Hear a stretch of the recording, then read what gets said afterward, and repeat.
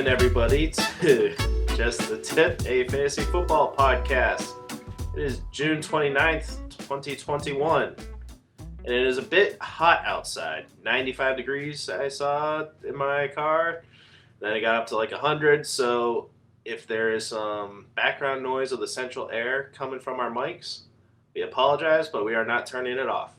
Disfatt-Bidge sweats enough. That's me. AC. I'm the fat bitch.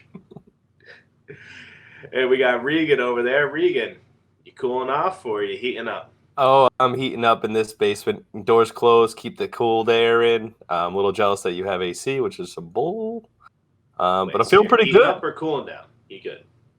I'm heating up. The basement's somewhat cold, but it's more of like a real moist, honestly, down there. I gotta put the dehumidifier on.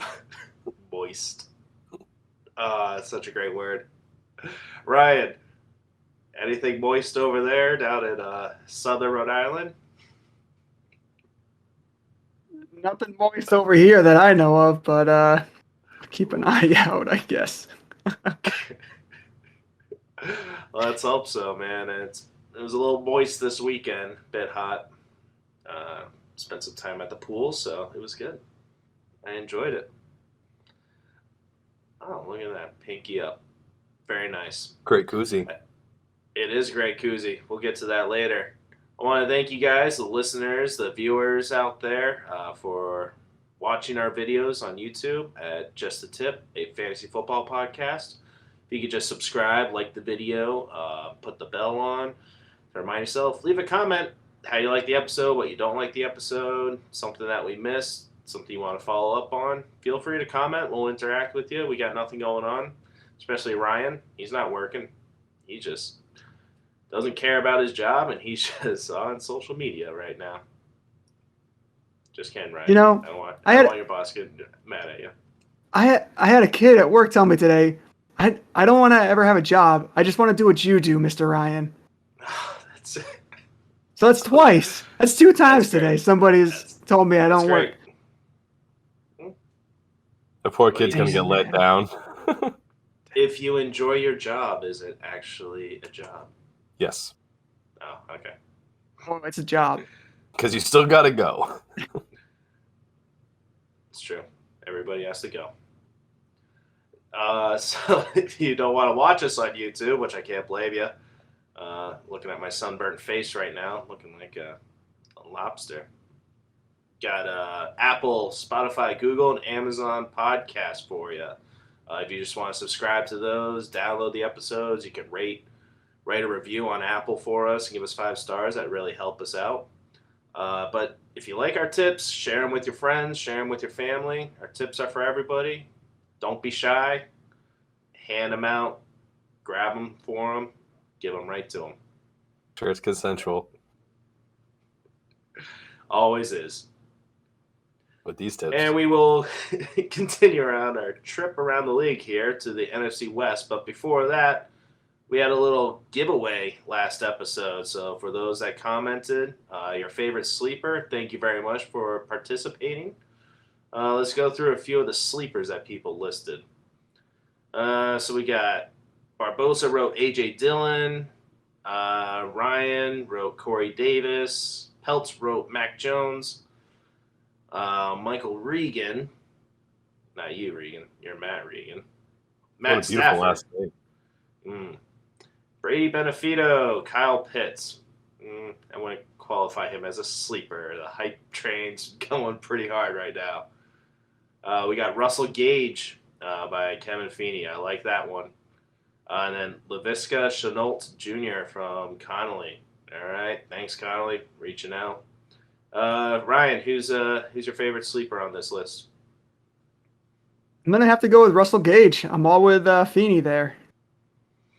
It's going to be wide receiver number 2. Lots of targets. I like it. I traded a second round and some other players for Russell Gage and a third round, I think, to get him last year. I hope he turns out all right.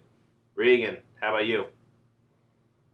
Obviously, I was going to agree with somebody with such a great last name as Regan, with Matthew Stafford, and I actually I'm gonna pick Russell Gage, but with Matthew Stafford, he's running around 11 or 13. There's just there's no real sleepers when it comes to QBs. There's just so little of them.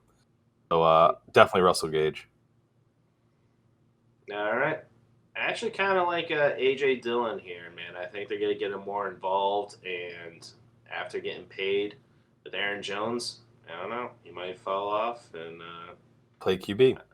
And play QB. Yeah, we'll see. Tight end. But they'll want to protect their investment, so they might get A.J. Dillon some more run time in there. So I actually like that one.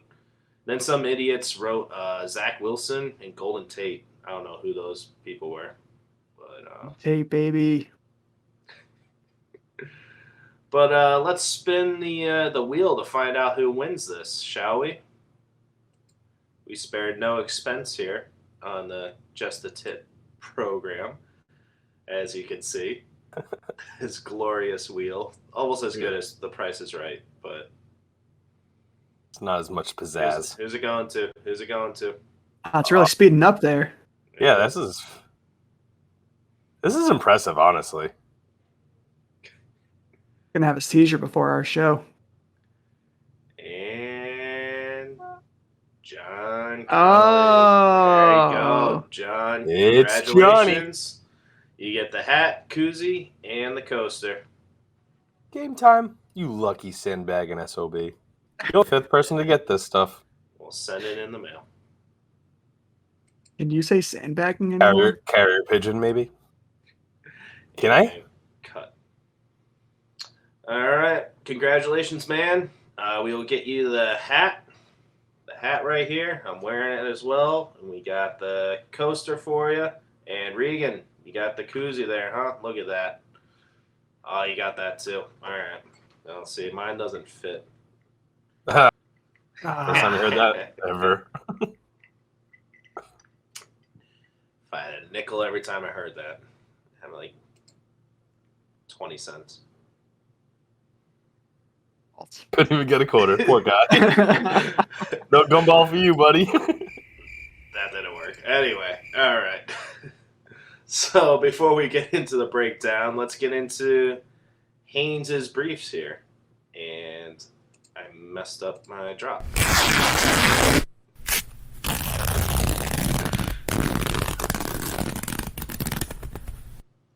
Rip them open for us, Ryan. What do we got tonight?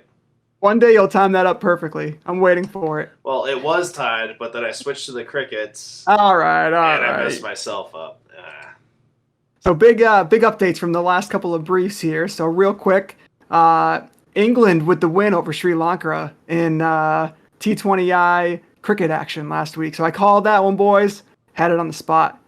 And Mac. Thank you. Mac, your boys, the Welsh, they took a licking from the Danish in Euro tourney action. A licking. Pathetic. 4-0. Take a licking. It's like the highest soccer score of all time. Wait, 4-0? 4-0. Some fan you are. It's 0. Yeah, I was gonna say. This guy. I also called it soccer, not football. You did. It is what it is. All right, so big NFL news here. Wide receiver Demaryius Thomas retires from the NFL with the Broncos. Guys, didn't Demaryius Thomas retire like 4 years ago? Didn't he leave the Jets, come to New England, and then gave up? It was too hard or something. I don't know. Yep. I can't remember. He gave up a lot. I thought he quit 3 years ago. So I don't Wasn't know. something like he signed with the Pats and then we traded him to the Jets or something like that? That's what it was. Yeah. Oh man. Right. I forgot about that. Yeah. So anyways, he's retiring now. he's retired. So just a little bit of Super Bowl odds here from Sportsbook. Chiefs, Packers, Bucks top the list for favorites to win Super Bowl 56, followed by the Bills, Rams, Ravens, and the San Francisco 49ers. Any surprises here? No. I like it. I like seeing the Niners back on top of the list. I think they're only 2 years removed from making it to the Super Bowl, so pretty similar team there. Ironically, I had to break down the Rams and the 49ers this week, so I beg to differ. Fair enough. I'm looking forward to it.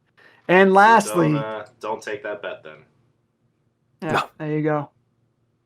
The Jacksonville Jaguars are having James Robinson take all the running back 1 reps, and Travis Etienne is working with the wide receivers. So does this mean that Urban Meyer spent a first-round pick on converting a running back to wide receiver when he could have just drafted a wide receiver? I don't know, dude. I don't. Supposedly they wanted Kadarius Toney, Right. and since he was off the board, they took Etienne. But I'm just like, try trading down, I guess. I don't know. I don't get it. This is why I'm saying Urban Meyer is going to screw this team up. Myers did exactly what we all did when somebody takes the guy right before your pick in our drafts, and you freak out, and you're just like, I got to grab somebody. Panic. Yeah. Mm-hmm. Well, welcome. Well, I think we all know why he got hired. And go. Nope. Continue on, Ryan. Anyways, I I think love it. this is interesting for Etienne in PPR formats. His value's got to be up a little bit if he's going to be primarily playing wide receiver. I don't know how many targets he's going to get. I don't know how many receptions he's got. Like, who the F knows? But does this help Robinson's actual value? Yeah, I think it will keep his value for those that are in Dynasty. You got something if you weren't able to trade him. You still got Carlos Hyde there as well, though. But at least it's salvageable. You got not left holding the bag. You got some money in there. You're not left holding it empty. So that is good if they convert him to a wide receiver. But then it's like you sign Marvin Jones Jr. as well. I don't get it. I don't get it. Yeah, I think they're going to try being too cute, doing too much. I don't hate him. I'm going to say that every podcast. I know you will. I'll make you a t-shirt. You do that. I hate Urban Meyer.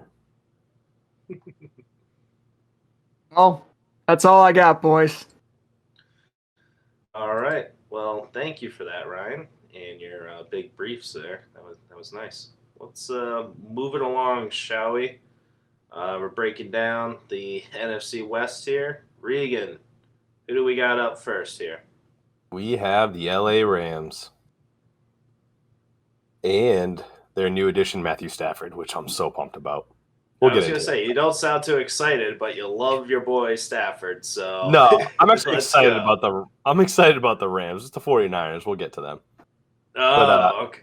So, Matthew, notable, I'll just throw a couple. Matthew Stafford, Robert Woods, Cooper Kupp, and then Cam Akers, everybody knows, Hype City. Do what you got to do. Anyways, the key additions, obviously, Matthew Stafford. They traded Jared Goff, 2 first-round picks, and a third-round pick to a, 33-year-old quarterback who has 2 years left with $43 million on his contract. The owner came out saying that this definitely is not going to be a 2-year plan, and they plan on signing him long-term. So it makes you feel a little bit better about him staying there. They also grabbed old reliable back in the day, Deshaun Jackson, to a 1-year, $4.5 million, pretty much prove-it deal. Hasn't played much recently, but I'll throw some stats at you. They grabbed the big signing that re-signing was Leonard Floyd, their defensive end, who some are saying kind of wasn't worth it, but it was a 4-year, $640 million deal.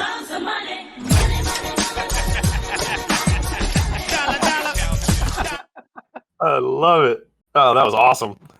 I wouldn't have wasted on this dude, but that was good. I'll use it again. Don't worry. No, I love it. But they were saying, last year, they let Dante Fowler go, and they should have used the money on him instead because the stats between Fowler and Leonard Floyd the past 2 years are pretty much exact when it comes to just stats in general. And they're all saying it's Aaron Donald inside, making everybody look good, which we all can probably agree with. But anyways, they also drafted Tutu Atwood, wide receiver. I don't know much on him, and I don't see a fit right away. But if somebody's injured, maybe something jumps in. But Some key losses are Josh Reynolds to the Titans, Gerald Everett, which is a huge one, to Seattle, who they let walk, Malcolm Brown to the Eagles, and the big safety not big, but the big loss is safety John Johnson III to the Browns. They're saying that this is the guy they should have spent all the money on because he's been their play caller at the safety position for the past couple of years, and he's just a great captain and all the above. So big loss to the defensive side. So let's run through this real quick. Here's they needed offensive line, defensive line, linebackers, and corners. All these aren't really strict needs, but more of a depth replacements for down the line. That all being said, the Rams once again went into the draft without a first-round pick. Just note that Sean McVay has never had a first-round draft pick in the 4 years he's been a coach there. So it seems to be a trend. Like I said, that's pretty crazy though. Like you can't develop a team in the long term trading away all your first-round draft. Well, again, like players like Cooper Kupp and stuff like that, in like the 4th round, and a couple other guys. So they're making the most of it. Yeah, we'll see. Sorry, continue. Now I'm thinking about, though, what year was Jared Goff drafted? Because obviously he was like the first overall. He was, but that was with Jeff Fisher. So yeah, that's right. 2016, 2017. Yeah, 15 or 16. Yeah. Yeah, because he's been there for 4 years. Okay. What a waste. That makes sense. Yeah. He went to a Super Bowl. I guess it wasn't a waste. He did all right. All right, so Matthew Stafford, 33-year-old, going into his 13th NFL season. I don't know. I love Matthew Stafford, 33 years old, and he finally can make a name for himself. Obviously everybody loves him. He's, I don't know. He's just had such a weird career. Been to playoffs, I think, 3 times, never won one. Let's get into some quick stats with the fact that McVay, spent all his capital on Matthew Stafford. So he brought Matthew Stafford in. Just in comparison, Jared Goff over the past 2 years has had a higher completion percentage and passing yards per game than Stafford. But Stafford's had a better passer rating in deep passes, better play action pass rating, better tight window rating, better under pressure rating. Unbelievable. Like I said, the passer yards are higher and whatnot. Passer rating's a little bit better, but he's also probably had better receivers, and it just shows you what Matthew Stafford might be able to do with this team. For weapons for Stafford, Nice. obviously Robert. I love these drops today. This guy practice. For the weapons, you got Robert Woods, Cooper Kupp. Woods finished last year with 90 receptions, 936 yards, 6 touchdowns. Cooper Kupp, 92 receptions, 970 yards, 3 touchdowns. So real quick, guys, Robert Woods is drafted. He's the 18th overall, so the 42nd in ADP. And Kupp is the 22nd overall, so about 8 picks apart. Who do you guys like more? Who are you guys going to take since they're only eight picks apart? What do you think, Mac? I think I'm going to go with Kupp. I just don't see him repeating with only 3 touchdowns last year. I think he'll get closer to the 10 touchdowns that he had in 2019. I think he's going to be coming back more motivated. I'm going to go with Kupp. I had Woods last year. I like him a lot, but I tend not to repeat years. I don't know. It's just me. I really don't, unless it's in Dynasty, obviously. But in redraft, I think we go with Kupp. What about you, Ryan? Yeah, I don't think you can lose with either of these guys, but I'm actually going to go the opposite there, Mac, and I think Woods, for almost that same reason. I think both of these guys, their tight ends increased this year with Matthew Stafford. A fun little nugget that I have is red zone passing attempts last year. Stafford had 66 with the Lions, which I don't know if you remember, but his receiving corps was pretty banged up last year. And Goff had 51, so you're certainly going to see a spike in red zone passing attempts. And I think Woods is more of a red zone target than Kupp. Agree with I think I would lean towards Kupp, but I that's a really good point about the whole red zone targets. They alternate years, it seems, because Woods couldn't get in the end zone the year before. So I mean, it's all different without Goff now. So I don't know. I think there's gonna be enough targets going around, but I think Kupp's gonna have a bounce back year and is gonna exceed his ADP. Just my opinion. We'll see. Like it. Yeah, I think these guys are gonna fluctuate throughout these drafts coming up. So we'll find out though. I don't want to spend too much time on this guy, but Deshaun Jackson, 34 years old, played 3 seasons with McVay in Washington. He's only played a full 16 games back in 2013. Last season, he spent the past 2 seasons, he spent his time with the Eagles. Total of 8 games due to injuries.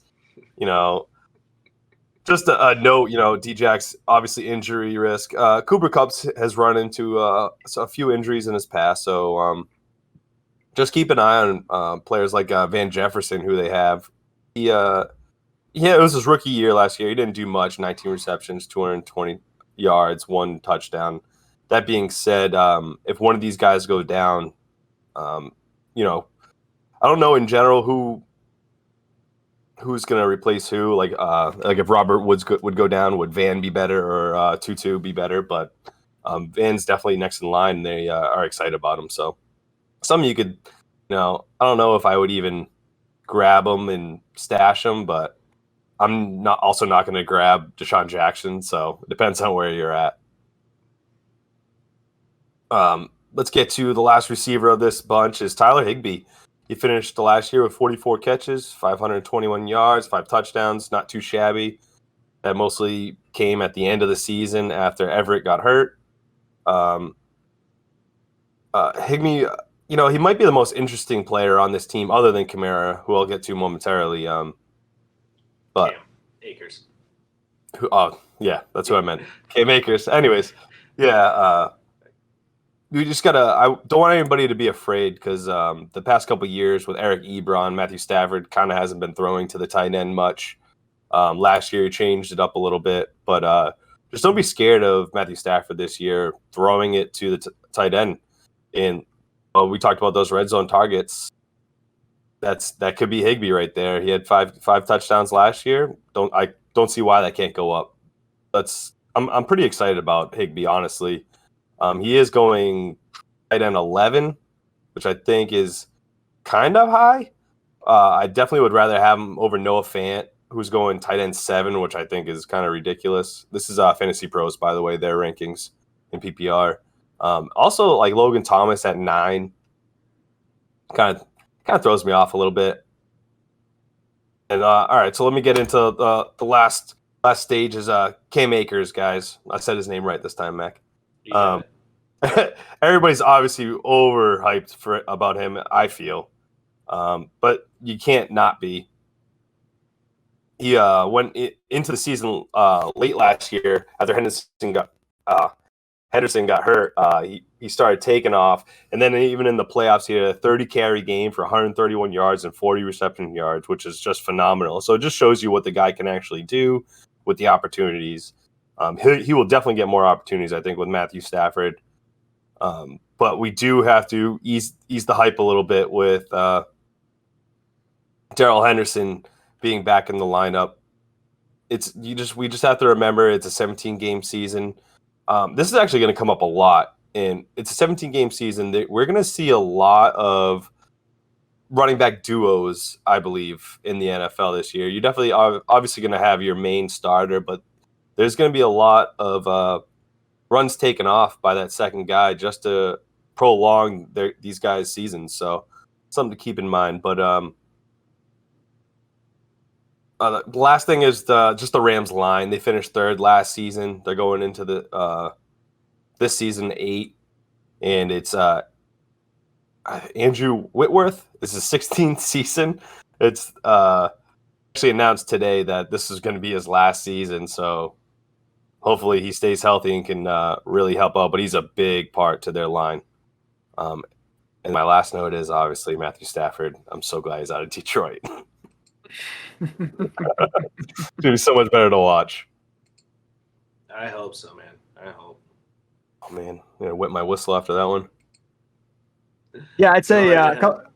couple comments there. I think Higbee is a guy I would like to take a late flyer on, especially at the tight end position. We've talked about in the past rotating tight ends, playing matchups. I think he's a perfect guy for something like that.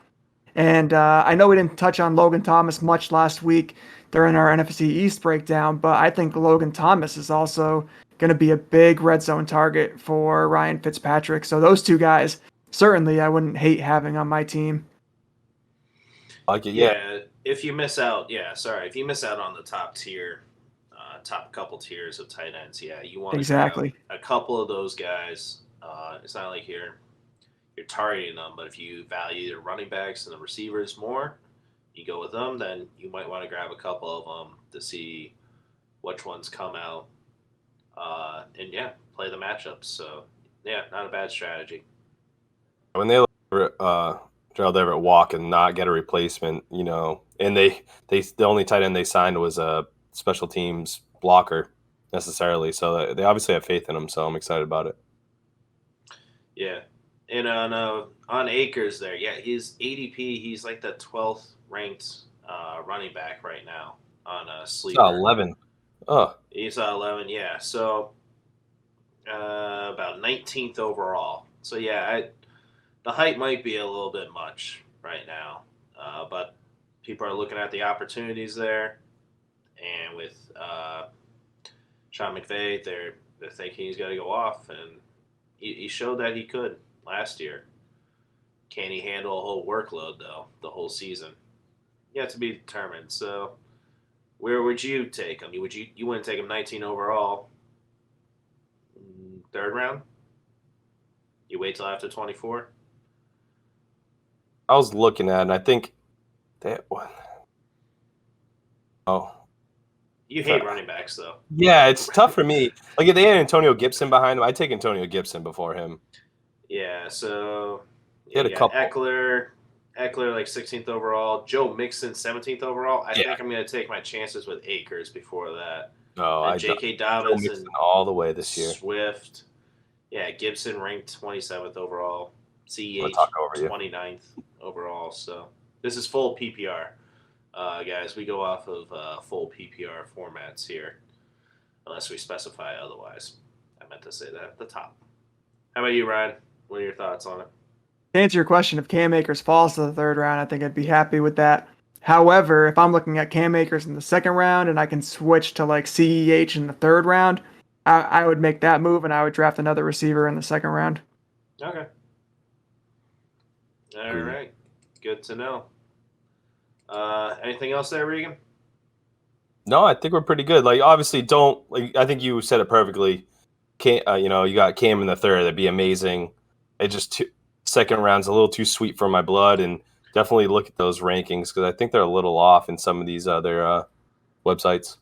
They will adjust when we get closer to the season and we see how minicamp goes and people go down with injuries and stuff. I do agree with you. The hype is getting a little strong with him, but that was just to give you a little picture of like who's going around him. Who would you rather have? Not saying he's going to fall to the third round or I'd wait to the third round to get him. I'm just curious on the ADP hype. Oh, that's all. He's got the opportunity. We'll just see if he gets it. We'll see. All right, let's move on to the desert here. Comparatively speaking, you are like a grain of sand in the Sahara Desert. Yeah, and I am the entire desert. Ryan, we're not in the Sahara Desert, but we're in Glendale, Arizona with the Cardinals. What do you got for us? Is there a way you can just like make my voice Macho Man's the whole time? Because that would just make the show so much better. I actually could, or I could. Oh man, I could convert it. So yeah. All right, let's play with that in the future. So Arizona Cardinals 8-8 record last year, finished third in the division. Week 12 bye week this this year, and fantasy notables this year. Obviously, quarterback Kyler Murray, wide receiver DeAndre Hopkins. Those are the two biggest names. Second tier players: James Conner, running back, Chase Edmonds, and wide receiver AJ Green. This offseason they added AJ Green. to pair with DeAndre Hopkins. I know AJ is getting a little old. He's had a history of injuries over the last couple of seasons, but certainly still, I think, has enough value. And then also adding, Connor to the mix. And, obviously losing Kenyon Drake is going to be a little bit of a hit, but replacing him with Connor, I don't think is going to make too much of an impact. And then, as you like, Mac, they added kicker Matt Prater to the mix. So I know that kicker is a really important position for you. So I figured I'd give you that little piece of knowledge. I bring up, I bring up, who did I bring up? Sanders. The one Miami time. kicker, yep. and you get all over me. All right.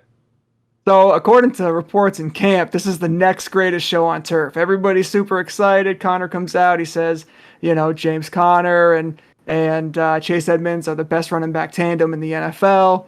DeAndre Hopkins and AJ Green are saying that they're going to be a force to be reckoned with.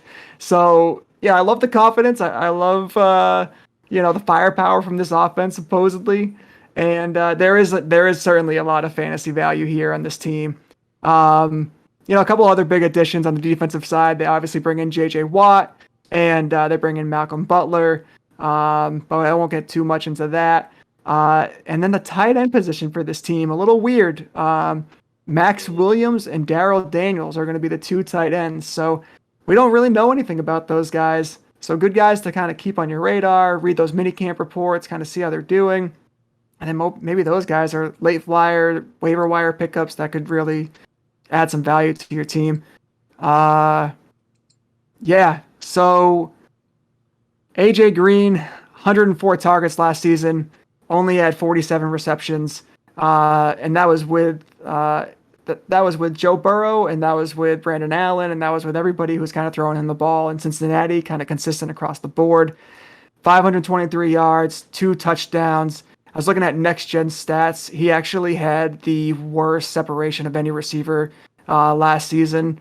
So certainly a bit of a decline with AJ Green. It'd be interesting to see how he does pairing with DeAndre Hopkins, a superstar like that on the other side, who's going to take away coverage and focus on AJ Green. So we'll see. And then, as far as Connor and Edmonds, Connor, 11 games last year, 4.3 yards per carry, had 721 yards, 6 touchdowns, 35 receptions. And Chase Edmonds, 98 rushes, 448 yards, a touchdown. But he was more of a target in the passing game. 53 catches for 402 yards, 4 touchdowns. And guys, I was actively on Twitter throughout the week, and I saw somebody bring up something about like the size between the two running backs and the difference in size and how that's going to make an impact. Connor 6'1", 233, Edmonds 5'9", 210. So I'm implying that Connor is the clear-cut number one. But this is going to be a split backfield. Connor's going to be your short and distance, your first down back, probably your goal line back, and Edmonds is going to be your PPR back. And he's proven that he is effective in the red zone as, coming out of the backfield and catching balls. He had 4 receiving touchdowns last season. So this brings me to my first question. So if you're looking at these two guys, are you looking at James Conner or are you targeting Chase Edmonds?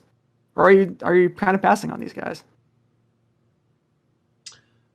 So I think you know what you get with Edmonds, all right? So they're ranked close to each other, all right? Last year, 25th for Edmonds, 27th for Connor. He missed a lot of games, though, as well. But now he's behind a good O-line, okay? The Steelers had a really bad offensive line, and we didn't get into the news, but they just let go of one of their starters last year as well for offensive line, so they're bringing in the younger guys. Inexperienced, hopefully they're better. But I just want to point out he was the running back 7 3 years ago, James Conner was. And now they just brought in Rodney Hudson as the center. He's a 3-time Pro Bowler. I think he was from the Raiders. And I think Connor's going to get the goal line work. They need to protect Murray. He got hurt last year running too much, so they want to get the run game going more. Passing attack's good. Hopefully they develop their playbook a bit more with Hopkins. And then Edmonds, PPR, okay, I'll probably take Edmonds, but standard I'll take Connor. I'm actually, if I can get Connor late, I might take a flyer out on him, man, because I don't see him going as bad as he did last year. I'm not saying he's going to get to number 7, but Edmonds has only had 1 carry on the 5-yard line in his entire career. So I think I might take Connor just because of the upside there.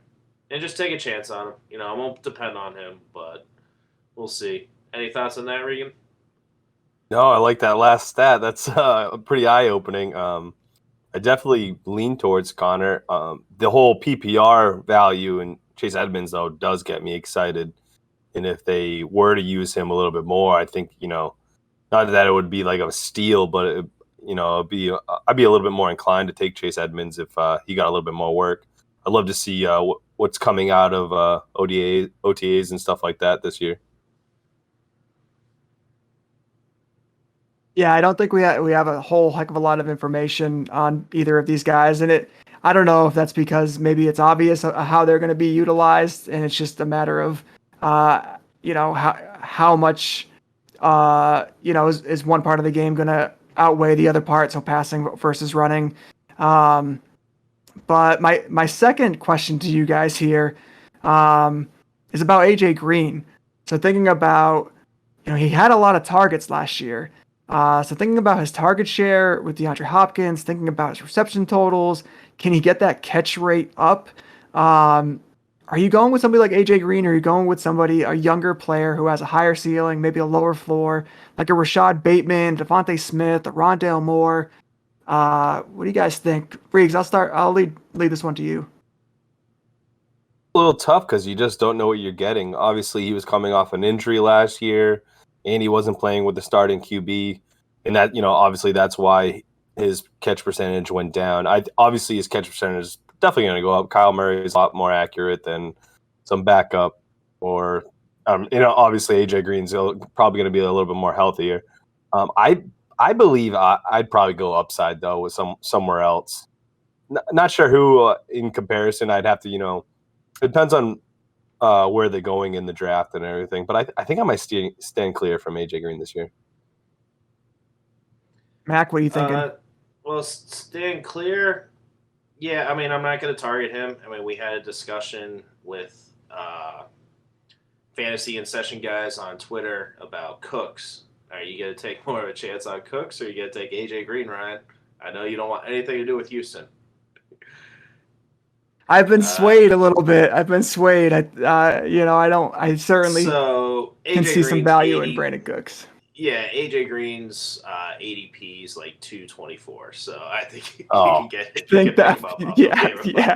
Answers your question there. I was trying to bring it up, but then I asked the question before I finished my research there. So, you'll take Cooks before him. But another thing with Burrows throwing to him, yes, he didn't get as much separation, but Burrows wasn't as accurate with him as well. So I'm not sure if they're on the same page or if he was slow.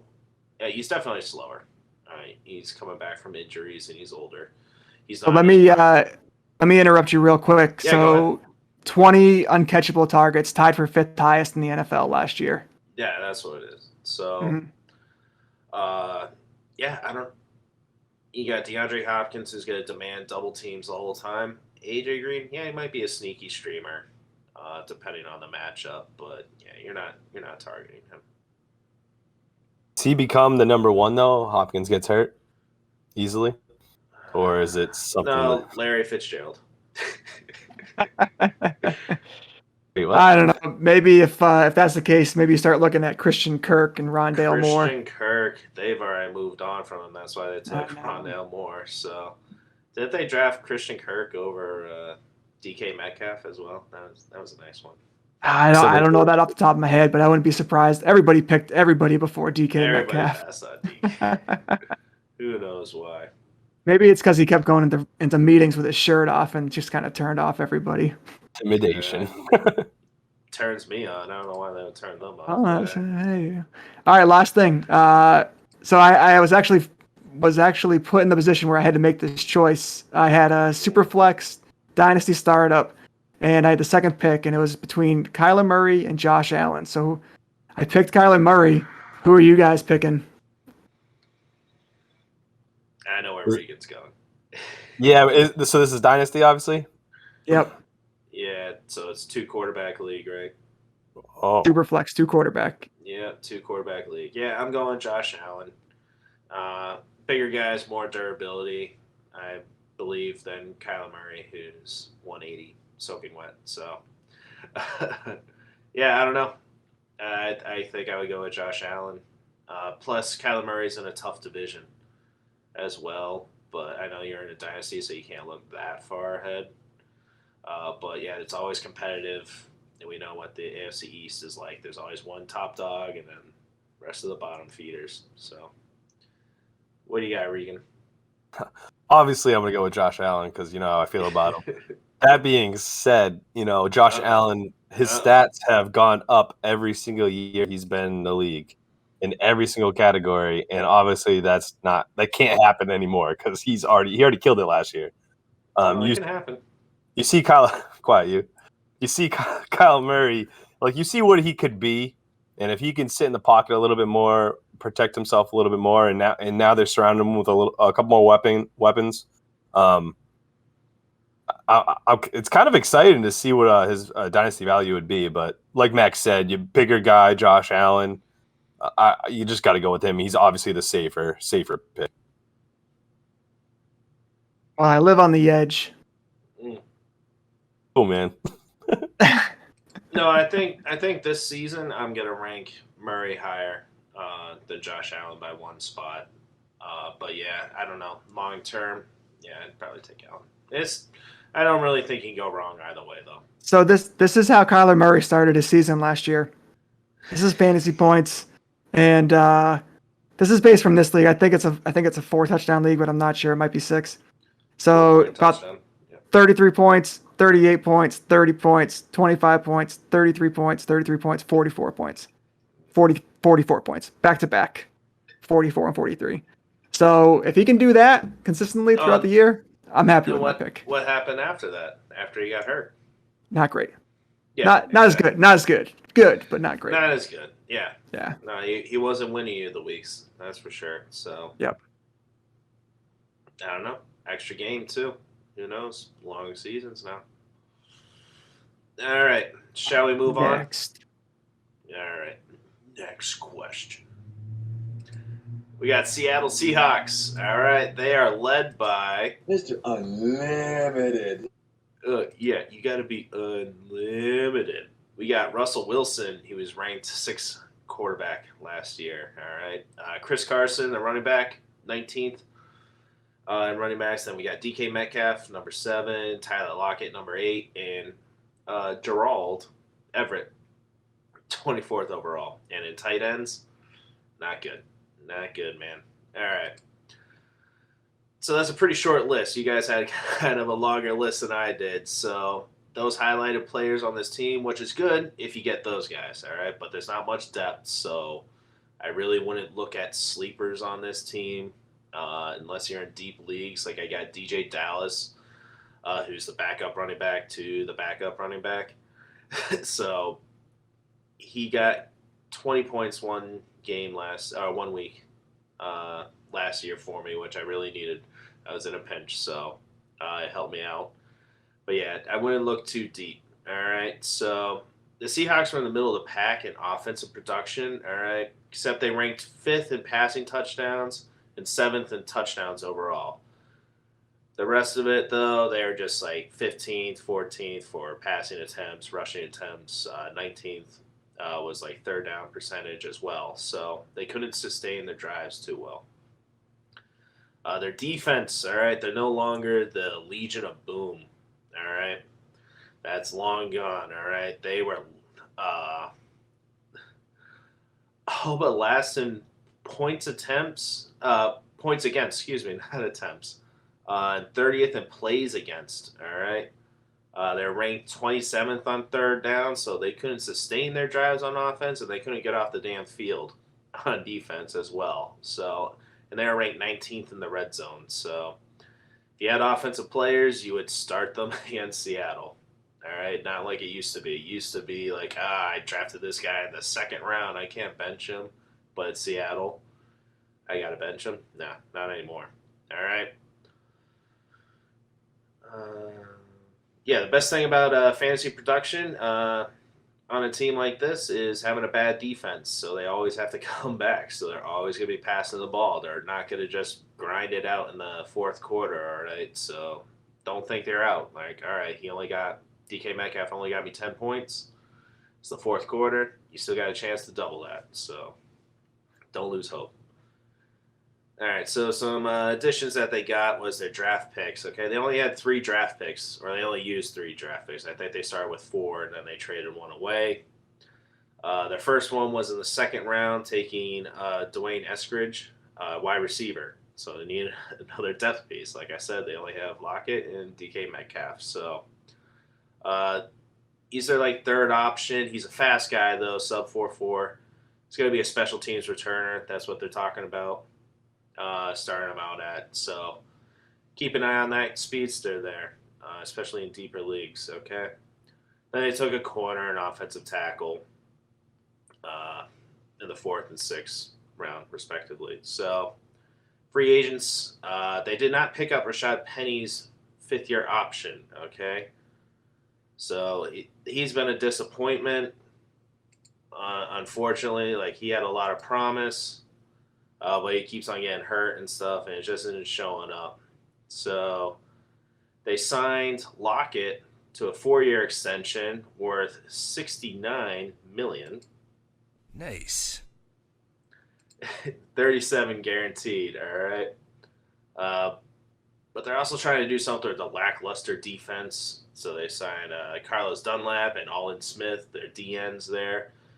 Trying to do something. They need to get pass rush, get off the field on third down, like I said. So John Boyle from the Seahawks.com, he was reporting in OTAs that basically it was just an extended rookie minicamp, all right? There wasn't much veterans there. So Nice. Nope, not what I wanted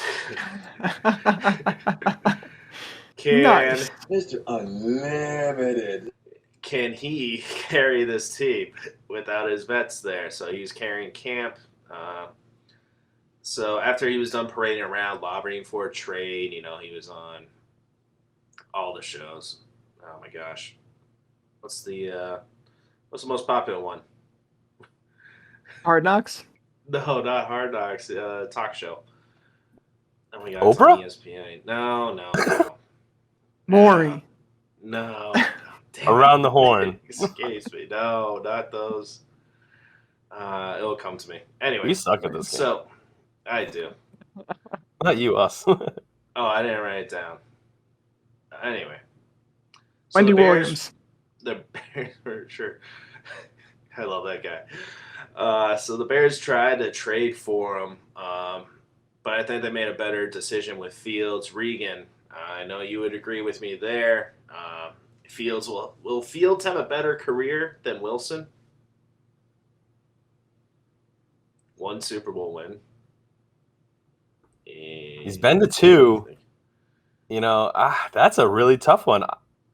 You know what? I'm feeling antsy. Yes. No. Yes. Shoot your He's shot. not. 12 years from now, when we are I'm trying to- grayer, wider, we will revisit this episode. I'll bookmark it. I'll write it down in my diary. All right, if that's the case, then We'll no, talk he about won't. it. Oh, okay. Probably safer. I bet don't want you to go through all that trouble. Yeah. No.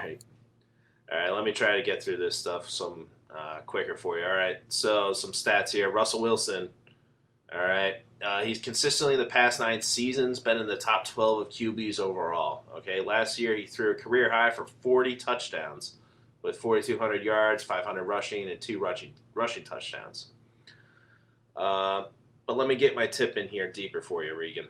Okay, he only had 4 games where he didn't score over 20 points. Okay, and he had 7 games over 30 points. That's 56% of the season where he was a QB1. Okay, but the problem is he started out hot and cooled off after week 9. So you kind of need that hot QB going into the playoffs. So the schedule got tougher. All right, so they had the Rams twice. They had Washington, who had a top, I think they were 6th or 7th ranked defense. They had Philly and Giants, who are always tough on the D line there too, and his O line, he complained, weren't that good, so he was getting chased around a lot. So they drafted one. So they drafted one in the 6th round. So Thanks. yeah. So his start was against Atlanta, sucky defense. New England, sucky defense. Dallas, sucky defense. Miami, good defense, but they held them to a lot of field goals, but wasn't enough. Minnesota, who I think will have a bounce back year, but we'll get to them later in a next episode. Arizona and Buffalo. All right, so that's who they started out the season with. But look at next season here, okay? They're starting off with Indy, Tennessee, Minnesota, San Fran, Rams, Pittsburgh, New Orleans, all right? It's not as easy as it was last year, all right? So I'm projecting a tougher start. So I won't draft him, but I might try to buy a bit low on him, say after that 5th game against the Rams. Hopefully he doesn't do too well, all right, because the value will be lower, package trade. The schedule's going to lighten up, all right? Jacksonville, Green Bay, Arizona, Houston, and Detroit championship week, okay? Detroit is awful. Mhm. I would love to have Russell Wilson championship week if I make it there. Might be playing too far of a long game there, but there's some other tough games scattered in. But he is a playmaker, all right? He's consistently been a QB1. Am I getting too cute here, Ryan, with the schedule? Looking too far ahead instead of looking at the first 4 games, trying to make the playoffs. I mean, it depends. It depends on what you do at the draft. You might be getting a little too cute. But what'd you say the last 2 games were? Houston and Well, Detroit. Yeah. So Houston and Detroit is championship week. So Houston semifinals, Detroit championship week. right. If you have and Russell Wilson going into the playoffs, man, I mean, holy shit, you got. Arizona before that, I think there's a game in between. I just didn't list it. It's just trying to show a bulk of easier defense, or not easier, but competitive ones where they throw a lot. Again, so Arizona division, they're gonna want to win. So hopefully that's not one of those field goal games on Monday nights where Ryan wins his picks off of a field goal miss. That was a good night. Good night there. But yeah, Regan, you got anything to touch on that, or should I move on? No, I think you actually aren't being too cute at all. I think you look great doing this. Thank you. And this is right. I think I need to shave the beard though. You know, out of hand. yeah, Anyway, go ahead. that's you. No, but I was just gonna say this is something I would do where I would grab, somebody like Stafford's a little early, but just somebody on the backside like a Kirk Cousins or something like that, and run with Kirk Cousins and Russell Wilson through the season, where I can plug and play and then keep Russell when he starts getting hot. If that's how something like this pans out, that's normally what I. Go ahead. Yeah, I just want to add, I don't think I would steer clear of Russell Wilson in the draft. No. Just because of the he first has 6 games. Yeah, just because he has a tough schedule. I'm just saying, keep an eye out for the owner, the manager of the fantasy team. I mean, he's going to be gone in the 5th round because there's always people that get cute with quarterbacks and they take them early. Mahomes will be gone in the 2nd, then somebody's going to be like, oh crap, I need a quarterback. So with our strategies, we're all pretty similar on that. We don't take a quarterback too early. So I'm just saying, keep an eye out to trade for him. But yeah, if you can stream or have somebody later like Cousins to carry you, that's perfect. Halfway through the season, then trade for Russell on the back end. That'd be great. And you know what? He would just unleash against those guys. I love Detroit and Houston late though. That's so beautiful. Yeah, true. All right, so that sound drop is not working. Okay. No. I was trying to cover for you. No, it was such a good one. Anyway, all right. We'll moving save on it. here. All right, moving on. Let's see. All right, Lockett and Metcalf. Okay, so perceived as boom or bust type of plays, especially with Lockett. Boom meaning a wide receiver 1, and a bust being like wide receiver 4. That was so good. Oh, we'll have to edit that out later. Jesus. Don't do it. That's such a. I love it. So that's Mr. Unlimited unleashing his power. Yeah, there we go. man. That was good. Okay. Wow, you really keyed yourself up before too. That was pretty good. Fucking Russell Wilson, dude. Got you good, fucker. He's playing with me. All right. So Metcalf. All right. He had 4 games under 10 points. Okay, and then 4 of them were over 20 points. Then 7 of them were between like 13 and 19 points per game. Okay. Lockett had 4 games over 20 points, including one with 37 points and one with 53-point game. Okay. That sucked because I had him in one league and I won, and then I had him in another and I lost. I was against him in another and lost. So that was disappointing. But here's the kicker here. All right. 7 of the games that he played were under 10 points. All right. And most of them were just barely making it over 10 points. All right. So my tip on these guys is look at the consistency percentage. All right. Not just the overall ranking. All right. What do we have them ranked at? 7 and 8. So Metcalf 7, Lockett at 8. So you got to look at their consistency to get the full story. Would you both, I'll start with you, Regan, all right, prefer a consistent wide receiver, so let's say Robert Woods, bust percentage at 43%, or Lockett at 56%, versus his boom, Robert Woods 25%, 31% boom for Lockett? Mine's easily Woods. I'm all about consistency when it comes to fantasy. All right. Ryan, how about you? Curtis Samuel, 46% to 56% bust. All right, so 46 for Curtis Samuel, 56 for Lockett, bust, versus the boom, 26% to 31%. I think there I'm actually going to go Lockett. It's not a huge difference. It's almost 50-50 for both of them bust. Mm-hmm. And like you said, when Lockett booms, he booms. Exactly. So I just wanted to do some compare and contrast. All right. So how big of a difference is it? Yeah, you might want to take that. So it's up to you on consistency. Just know what you get at draft. Okay. Moving on, Chris Carson. All right, past 3 seasons. All right, I like Chris Carson. You guys do not. We discussed this guy back on episode 2 with our meal planning night. So he's been a top 20 running back the past 3 seasons. I like him as a flex play, bye week filler. All right, last year he did miss 5 games though. Okay, he left 1 early. He only had 1 bust game though, and that was against Washington. All right, so not including his injury game. That one you can count as a bust, but he gets hurt in the first quarter, second quarter. I mean, what can you do? So Pete Carroll has come out and said they got to run the ball more, and the running backs have to get more involved. All right, so they were in the bottom half of rushing attempts and rushing touchdowns. Even though the rumors that Carroll and Carson don't get along too well, but they didn't pick up the extension on Penny.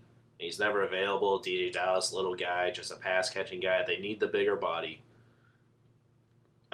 So, Regan, you hate running backs and you don't like Chris Carson. But say he's around, back into the 3rd round, 4th round. You got to grab him? I got him in like the 3rd round in a bunch of leagues last year. I had him in 2 or 3. And it was in the 3rd round that I grabbed him. Are you going to do that, or are you going to go 2 wide receivers and a tight end, or are you going to take a running back? You know, since we've been doing all this research and stuff like that and really getting into this more, you know, the running backs are really tough this year, and having reliable running backs is huge. And obviously with Penny hurt, and I don't trust anything Pete Carroll says, but, you know, they too have to run more. I don't feel comfortable with Carson as my RB1, but RB2 I'd be thrilled with. And by the way, I don't hate him, but I think I probably just hated the plate you made when we were talking about him, and I was like, this guy's dumb. I like Chris Carson, but I'm only kidding. I know you don't hate him. I know. This guy's a jerk. Mm-hmm. But all right, let's RB2 quality. Yeah. All right. I think I spent enough time on that. Let's move over to California there, and the former governor of California had something to say for you, Regan. Get to the chopper! Oh, that's for San Francisco? Yeah, San Francisco. Oh, hold on. Wrong one. There we go. In the Bay here. All right, let's go. Alrighty then. All right, so I was so pumped to talk about San Fran. No, actually I am. There's one big question. I'll get to it, obviously. So San Fran, the 49ers record 6-10 last year. Notables, obviously, Jimmy Garoppolo, Raheem Mostert, Brandon Ayuk, Deebo Samuels, George Kittle, obviously the top, and then Trey Lance, obviously, with their trade up to the 3rd pick overall to snag him. Jimmy G probably didn't feel pretty good about that. Key additions: re-signed left tackle Trent Williams, signed center Alex Mack to a 3-year, $14.85 million deal. They also re-signed their fullback Kyle Juszczyk, 5 years, $27 million. I'm pretty sure there's like 3 fullbacks in the NFL right now, and this guy is getting paid $27 million. So good for him. Obviously, so just their drafts. Who'd they get? Trey Lance, 3rd overall. Guard. They got Trey Sermon in the 3rd round. That's running back Ohio State. And then they also grabbed Elijah Mitchell, running back Louisville, in the round 6. So just a little preview. The team needs were QB, running back, O-line, and cornerback. This is mostly taken care of in the draft and in free agency. Obviously, their running backs, they don't really need running backs, but they need them for depth, and half of them only have like 1-year contracts or they're injured. So still. Poor Jeff Wilson. Yeah, poor guy. The big question, obviously, like I was talking about, is the whole Jimmy G, Trey Lance question, and who's going to start, who's going to play. Does Trey Lance sit? Does Jimmy get hurt and suck again? Who knows? He's only started 25 games in his 3 years with the 49ers. He did get them to a Super Bowl. They lost, but they got to the Super Bowl. Good for him, I guess. He's only played 1 full season. I looked it up. I had to laugh and add this in, but he played 1 full season for the 49ers and got sacked 36 times. I was like, that just sounds painful. I don't see them sticking with Jimmy Garoppolo. This is just my own opinion. I don't feel they'll stick with Jimmy Garoppolo too long, especially with his injury risk and poor play. That being said, it's nice. I honestly think they're gonna keep Jimmy Garoppolo in there for a little bit. Let Trey Lance learn behind him. I'm guessing like week 4-ish, but at least Trey Lance won't get tossed in right away, so he'll be able to feel it out a little bit. But I don't know what you guys think. I'm thinking week 4, and that would be at Seattle at home. We were just talking about how bad their defense is. Might be a nice step in. I think they have Arizona away the next week 5. But that's just my opinion. Yeah, that's a tough situation. But, I mean, you make that investment, you trade a lot to get them to move up. You're going to put them in soon. But Shanahan likes to take his time, man. But I don't think he has the luxury of that. I think he might be on the hot seat. I shared on Instagram at Just a Tip FFP, if you guys follow me. They were talking about, I think it was CBS, was talking about coaches on the hot seat, and he wasn't listed, but Brian Flores was with Miami. I was like, get out of here, dude. Get that out of my face. Because he's from New England. Everybody Exactly. hates him. All right, continue. Anyways, so Trey Lance obviously has a great arm, great pre-snap decision. These are just some of the notes, obviously, that were taken from him. But his post-snap, so decision-making after being snapped the ball, needs some work.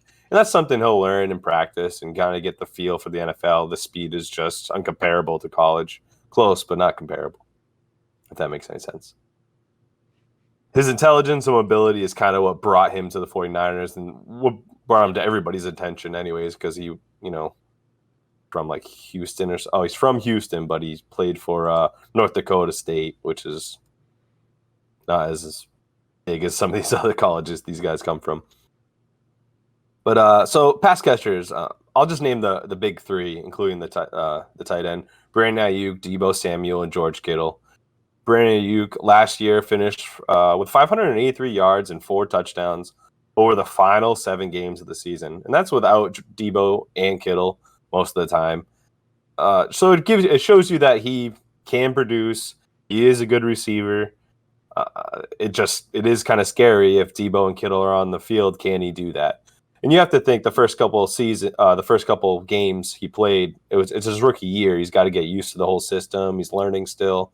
So I kind of give him a little credit in the beginning. In the 4 games that all 3 of those pass catchers that I mentioned played together, Brandon Ayuk only had 22 total targets. So not the best, but like I said, rookie, maybe they didn't trust him yet, so on. Deebo Samuel, he's a little tougher. You have something to add, Mac? No, I was just going to say, I don't know if you're getting to it, but yeah, it's when all 3 of them are on the field, it's a small pie to split it up because of the heavy run offense. But when one of them goes down, it's better to make a decision on who's gonna do well in a daily fantasy league or something. But yeah, I like Ayuk. I think he's gonna do well in this league. I just hope they can figure out how to share the ball more. So that's all I want to add. I agree. I think you see inconsistency from Ayuk and Samuel, but I think as long as Kittle's healthy, you'll always see the consistency from him. I would agree. No, good points, guys. I'll jump to the next one. Deebo Samuel's he's a tough one. That's kind of what we were getting to. His rookie year, he did great. He had 800 yards, 81 targets. Not too shabby, for a rookie year compared to Brandon Ayuk. He's got some skill. That being said, last year he got hurt.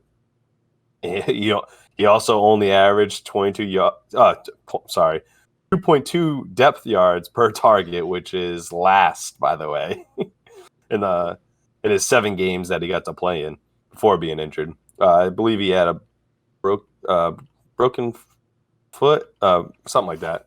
He had a couple. Yeah. He had 2 things. Things.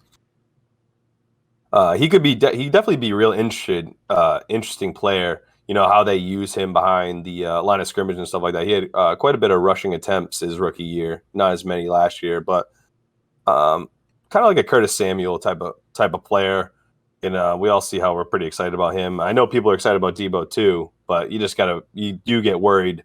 A wide receiver being used behind the line, kind of being put into harm's way with these linebackers and stuff like that, and with only getting the ball 2.2 yards down the field, that's kind of sketchy. I'd rather him be out in the open field and be able to make his own moves and keep himself safe. That brings me to George Kittle, who I believe, with the change in QB, is probably going to have the I'm not going to say the best turnaround because the guy has been amazing, but it's going to benefit him the most on this team, I believe, other than maybe the running backs. But what's better than, a QB in the pocket, running out of the pocket? Who's always open when you're in trouble? That QB that's running a seam route and he's able to, turn it into a comeback or something like that. The tight end's always in the flats for the most part or up the middle. That's huge, and you see that with Travis Kelce. Pat Mahomes leaves the pocket. Travis Kelce's always like sit in front of the end zone or just coming back to his QB. So I think this would really help him if they make that change to Trey Lance. He was on pace for go ahead, Mac. No, I was just gonna say he does better with quarterbacks besides Jimmy G. He does better with the backups. Yeah. So yeah, he only played 25 games. they got to move on with Jimmy G. They do. That's why I'm hoping they do it sooner. In the season, obviously. George Kittle. He was on pace for 126 targets, 1,270 yards, or just under 1,270. I think it was 1,268. Not too shabby. Only thing is, that he has to work on is those touchdowns. He hasn't had more than 5 in a season. And when it comes to tight ends, sometimes they do not get the receptions you want in every single game or yardage. And those touchdowns win you that week. It's a big bump from a position that's scarce in the Euro leagues. So I think that will go up though with Trey Lance. Like I was saying, hopefully, I don't see his targets or receptions going down. I think he had 63-ish targets last year, and he only played like 7 games or something like that, and that's what he had his rookie season.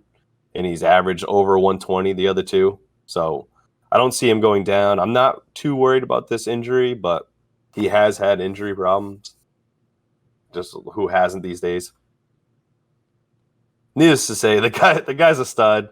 I think I do have to evaluate my rankings with Waller and Kittle. I'm in between. Waller had I think he had 109 yards last year, but he had 9 touchdowns, and that's what I'm talking about. That's the real points, especially if it's obviously a 6 points per touchdown. That's a lot of extra change sitting on the end of your fantasy score. All right, let me just jump it. Let's go quick to the running game. This is honestly probably the most lengthy, but I don't want to talk about the running game for the 49ers. Quick thing, did you guys know that Shanahan with the 49ers hasn't had a single 1,000-yard rusher in 4 years? Hyde was actually pretty close, though. He had like 983 or something like that, but I thought I'd throw that in there. Only once has he had a single rusher get 200 carries, other than Carlos Hyde, and I forget what year it was like. But anyways, Carlos Hyde had 299 actually, but that's probably mostly for injuries and just being in the workhorse. Last options, yeah. Right. So that's the only reason why you probably got those 299 yards.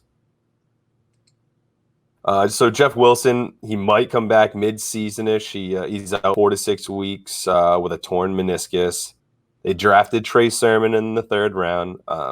Sermon actually is a pretty nice, well-rounded running back. Sermon's vision, burst, his letter ability is great. His hands need a little bit of work. I did hear today, though, on RotoWire that he was seen working strictly like out of pass catcher, and he was doing great, and the coaches were impressed. So that's obviously good to hear. They also drafted Elijah Mitchell in the 6th round, who might be like the more flashier player. I'm thinking like slip screens and stuff like that. And this, the 49ers, the offense is always fun to watch with some of their plays and the way they do stuff with Shanahan. But he ran a 4.33 40-yard dash. He's a fast guy. He could definitely make some big plays in the open field. So something to keep an eye on. That being said, that brings me to the next running back they grabbed, Wayne Gallman in free agency. It's sad. I want to pick the running backs for Shanahan are always good, but there's always too many the past couple of years.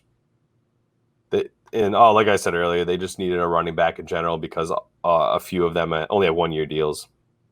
So that brings me to my last thing is, so Raheem Mostert, other running back, I think is going to be the main guy, and then we're going to see hints of Trey Sermon. I don't expect to see much on Elijah Mitchell. I think he's going to be more of like a spot guy, or they're going to design plays for him directly. But Wayne Gallman might take some of those carries away. The problem is with this team, you just get nervous with the injuries. It seems to be a never-ending thing with this team in running back injuries. So I honestly, I kind of want to stay away from this team, but I do want to take a couple flyers on Trey Sermon, and I'll even go with Raheem Mostert if the value is good. But I'd love to get this endless amounts of fantasy points in this league. I mean, in this backfield and on this team, you just don't know where they're going to end up. So, sadly, knock on wood, you got to hope for some injuries or some decisions to be made to have a downright workhorse or something like that in your lineup from this running team. Running backfield. Yeah, it's a deep running back room there. Raheem Mostert's the fastest guy with the ball though in the league. So yeah, I like him. I don't know that, like you said, the touches. There's not enough to definitively say who you should take. Do you take one and hope for the best, or do you take two and see who rises and drop the other? Yeah, it's a tough decision. Yeah. And he's one of the guys with only 1 year left in his contract. So, all right, are they gonna overwork him, or are they gonna try to work in the other guys and get him ready? It's just a never-ending questions. I love guys in contracts years, man. They got to make something happen. True, valid point. Right. Ryan, what do you want to touch on there? Just the tip. I do think just the tip. I do think the tip of this backfield, if you will, are Mostert and Sermon. I think those two complement each other nicely. Oh yeah. Sermon seems like your more traditional 3-down back. Mostert's your PPR guy, your guy, like you said, Mac, who you get the ball in his hands, he's gonna make some plays. Exactly. So the big thing with Mostert though is his injury history, and I think that's why they've loaded up on all of these running backs, is because they're the team that always seems to be scrambling for running backs midway through the season. So another reason why I think you should go after Trey Sermon. I think where his ADP is right now, he's certainly worth picking. I think he's somewhere around what, Mac, the 10th round, 9th, 10th round, almost in that running back 4 category. Who's that? Trey Sermon. Trey Sermon. Let me look it up. Keep going. Yes. So I think those two guys definitely have value. I'm not like shying away from them where their ADP is at, but at the same time, like, I'm not thinking about Wayne Gallman. I'm not thinking about Elijah Mitchell. I'm not thinking about Jeff Wilson. You know, obviously guys to keep your eyes on if there's an injury in this backfield. But as far as them taking away too many opportunities from Sermon and Mostert, I don't think that's going to happen. Yeah, Mostert is 71 and Sermon's like 107. Yeah. So, yeah. So yeah, Like the 9th round. I would take a chance on him there. Yeah, for sure. Yeah, Mostert, that is the type of person that's, I think we actually did it in our mock draft that we did. That is the type of guy that falls to me after I go, wide receiver, tight end heavy in the beginning, and I snag him, and I'm fine with that. And that's, not that I do handcuffs, and I actually don't really care for handcuffs most of the time, but I would be fine with also grabbing Sermon on my team. Yeah, for sure. I think you kind of have to. I would definitely, if you're going to take one of the guys in this backfield, you got to take the other later on. For the most part, to see yeah. what happens, yeah. You could definitely just take Sermon or something like that by himself, too. Don't feel like, I was going to say for the Mostert part. Oh, God. I'm glad I tried to. This guy. Never dad jokes. I love it. That's when you know it's getting late. Anyway. Can I touch on Kittle real quick? You can touch on whatever you want. I hope you would let me. Anyway. Yeah, so last year, yeah, he had bad luck. A lot of the guys, they got 13 guys. One of my good friends, Alan out there, I'll give you a shout out if you're listening. Cheers, mate. He was heartbroken. Their game against the Jets, like 13 injuries, people going down left and right because the field was so bad. So, yeah, I felt bad for him. But he was ranked 2nd and 3rd tight end 3 and 2 years ago, man. So I hope he comes back and he just balls out.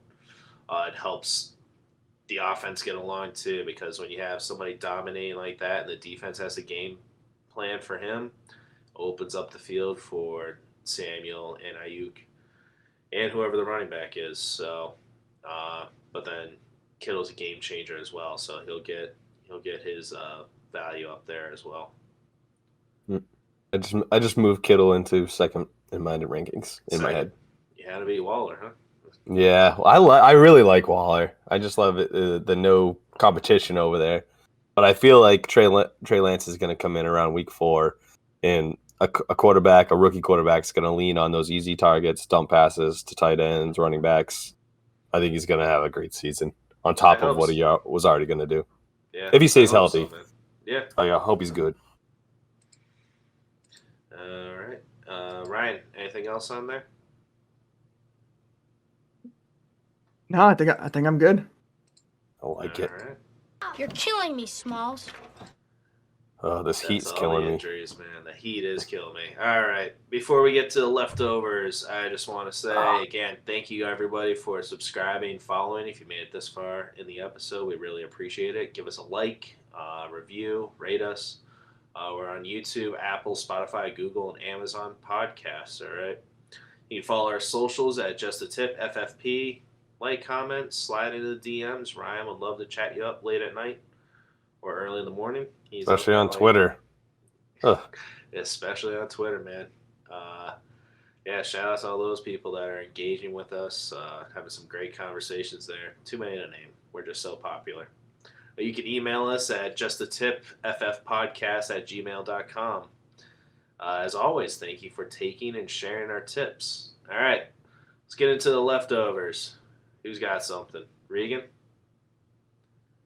Got nothing other than the fact that I feel so much more comfortable in my own home now that I have a desk in my basement and I'm not on top of an old poker table I built out of a kitchen table. So it's pretty nice. I got my own work chair from working from home. I got There you my go. mic on a swivel. This is great, guys. You know, Look at that. only good things are going to come now. Before we Eh. had amateur hour before. You know, usually we would take anything. Now, we act like we know what we're doing. We do. We act like it. Oh yeah, that's true. We're really good actors. I wouldn't say that. Ryan, you got anything? Yeah, so Top Gun Maverick hits theaters and probably HBO Max. I don't know at this point. July 7th. You guys excited? What a good time. It should be July 4th, though. It should Yeah, be. right? Just saying. It should be, but nah, they need to wait for the weekend. So, yeah. Yeah, no, it looks cool, man. It's a bit too late, but hey, whatever. Isn't that like Wednesday? You think it's going to be like the second, it's going to be like the same Yes, movie as the first Top Gun? Like, What could change? That's usually what sequels are. yeah, it's like Good point. Miles Teller is like the main character. It's probably somebody dies, his best friend dies, Tom Cruise. I love Miles Teller, It's got to be man. the same, right? No, Miles Teller's he's Goose's son, so it's all that. Yeah, he's Goose. Jesus Christ, you don't even know what's going on. I don't know. They were talking Miles- about Yeah, go ahead, Regan. Go.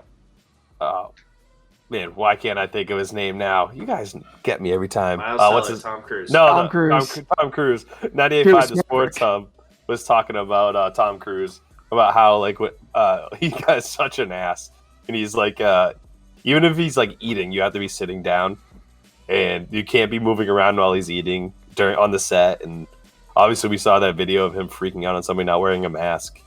Like that must have been fun to make during COVID. He's a prick. Yeah, I was gonna say I wanted Miles Teller to be the next Batman, but they took Robert Pattinson instead. So we'll see. I think Those Miles things Teller would look do better as a young pretty- Bruce Wayne. What was that, Regan? I was gonna say the trailers look pretty crazy though for Batman. Oh, it looks awesome. It should be the best one yet. More of the detective side. I'm gonna nerd out. I got a nerd boner right now. But anyway. I'm just the tips poking out. Well, we were talking about Miles Teller. Tips. Batman. God. Oh my gosh. Whatever. All right. For my leftover. All right. Have you guys watched I Think You Should Leave on Netflix? Tim All right. Robinson. See you later.